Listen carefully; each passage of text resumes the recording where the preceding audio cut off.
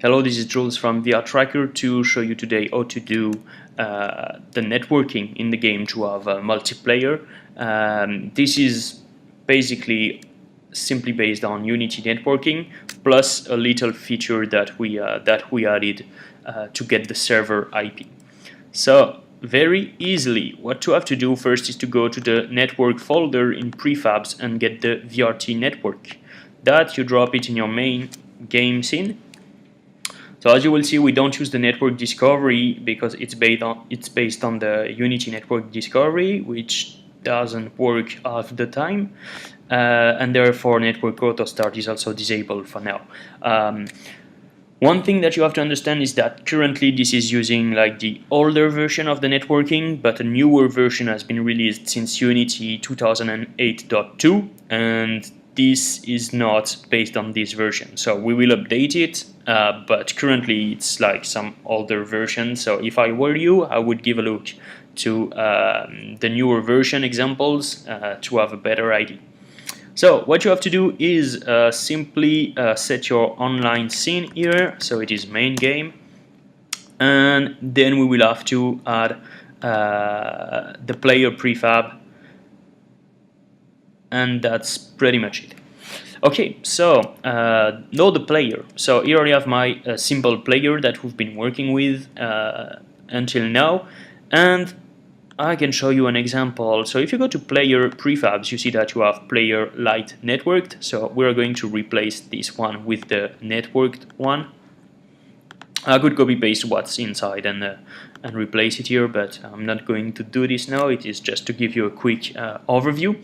So it is almost the same. It's not almost the same. As you can see, there is a network identity, and for each component that I want to send over the network, there are some network transform child, and for this a network transfer that is added. You can see here it's only a 9 FPS refresh rate for the network, which is quite low, but you will see that it can be tricky to have a lot of people on the network. So then, very simply, the rest is exactly the same as it used to be in your player prefab. The only changes is that for each game object that I want to send over the network to the other player, I have to set the target. So here I use the body and I dropped it into my network transform child. So you need to add network transform child for each part in the player prefab in your player that you want to send over the network, that you want to have different position and orientation. Then what's important is to create a prefab out of your player. Here it is the basic prefab, but if you want to change some stuff, we can like rename it my new network player. And I don't know, maybe I want to delete one part, like maybe I want to delete the body. For some reason, I broke the prefab instance. This is missing, so I'm just gonna like replace that, or I could remove this. And then to create a prefab, I just have to put it, let's put it in the game. Let's just drop it there, and you see that I have my network player prefab. So, the network is going to what they call spawn the player, it doesn't need to be in the scene, so I have to remove it from the scene. And what I will do is that I will start my network, and I have to add the player prefab here, so that everyone will have the same player prefab, and they will spawn in your games. And well, this is mandatory to have it there. Other than that, everything is already configured. And if you have some object that you want to be networked in the game, you have to add on your object. I think it's a network, just a network transform, and it will add a network identity. And this is like, for example, an environment object that if a player moves it, the others will see it move.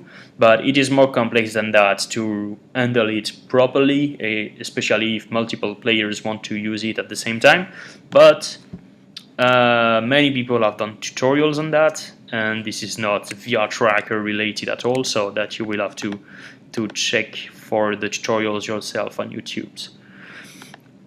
But remember that if you add, for example, the cube that I've just done, you had to create a prefab and to then add the prefab here. Otherwise, it won't work. That's pretty much it. Technically, there is one last thing, which is VR tracker. Alright, here you can hit the spectator button, which when you hit the spectator button, that means that your this instance of the game will run only as a server, not a client or not a host. It will just be the server. But here you can see that, okay, I have to do the pairing, so just wait for a minute. You know what, I'm going to disable those endpoints because I don't have trackers. Oh yeah, no, actually I have trackers next to me. I'm just gonna check that I am connected. Yeah, okay. So let's try that. So start, okay, then I go to the pairing, okay, add.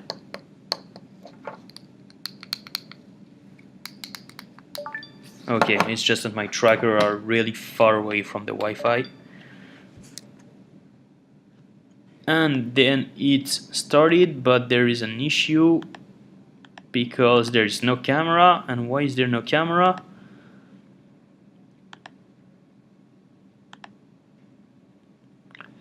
Because somebody is actually already using the network. So it's because somebody else from VR Tracker is working on it on this port. So you would have to disable it, but pretty much it would work like that, and the player will start and spawn, and you will have the tracking, and you could use it as a multiplayer. I'll try to do a longer video to show you with multiple PCs, but it's just that I'm doing it just quickly here because you've been asking for it a lot, so I hope it helps help you get started, and it shouldn't be hard to have it work. So have fun with it, I guess. You will see that Unity networking is a pain, but maybe the new one is better. I don't know. I'll tell you. Alright, have a great day. Cheers.